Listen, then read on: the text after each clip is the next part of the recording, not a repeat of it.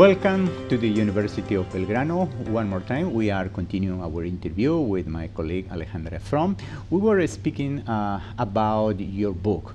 I would like to know who is the key reader of this book?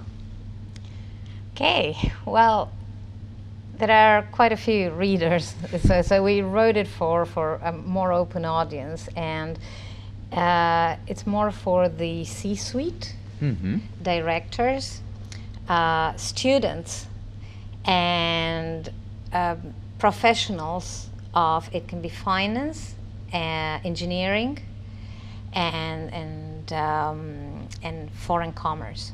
So students of that, professionals of those areas, we wrote the practical. So what we did was to take theory and put it into practice. By the time we wrote this, we had over 20 years experience each. So those are the examples. Most examples are from Latin America.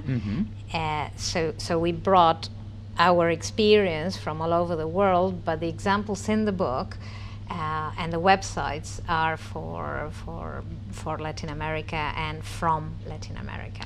Beyond you were being a writer, you are a business consultant. Can you tell us a little about your experience using the concept that you have here in Latin America? Yes. Well, for example, give you one of the examples that we have in the book, and that I always talk about is KPIs. KPIs. So KPIs are and how. One of the examples is about how sustainability can be placed and how you can put the KPI, the appropriate KPI. We talk about potatoes.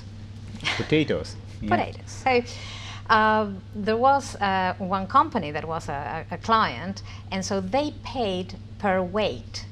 They paid the potato growers per weight. Therefore, and then when it arrived, they would cut them, dry them, to get into your chips, put them in a bag and get the chips. What they found was that the growers would put a lot more water and sugar into the potatoes, and they wouldn't dry them, so they would wash them, etc. It's pretty much the same as the cardboard people do. If you pay per weight, well, what you're going to get is more weight, whether that is a productive weight or not, well, that's not my problem. So what I sell to you, you pay per weight, I pay to you like that. And what they found was that they started to pay per sugar content. Okay. And therefore, it was in the interest of the potato grower to actually dry it and give it in another way to the supplier, because just they changed the way they were paying. It wasn't the easy, how much is it weight? Okay.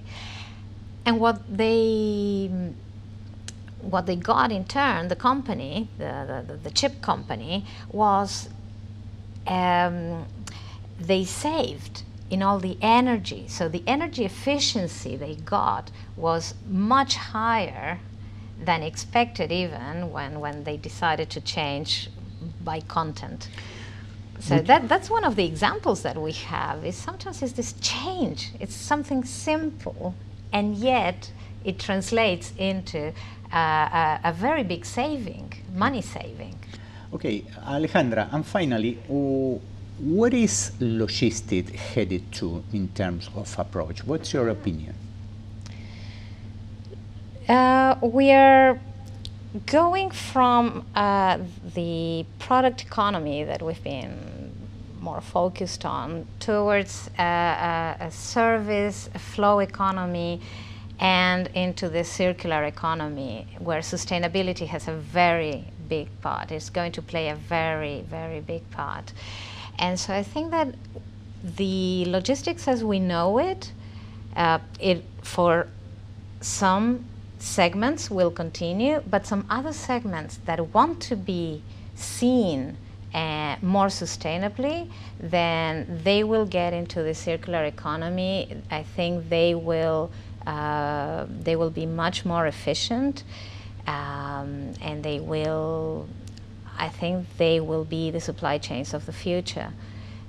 But it's all about human behavior at the end of the day, and that's where my approach particularly, I would like to finish this saying, is not about the technology, is not about the company, it's about the people behind the companies and their behaviors. And if we as professors can help into how these behaviors, like guide these behaviors, I think I would be very happy. This will be the message. I think that would be the message. Let's guide our behaviors into a more sustainable world.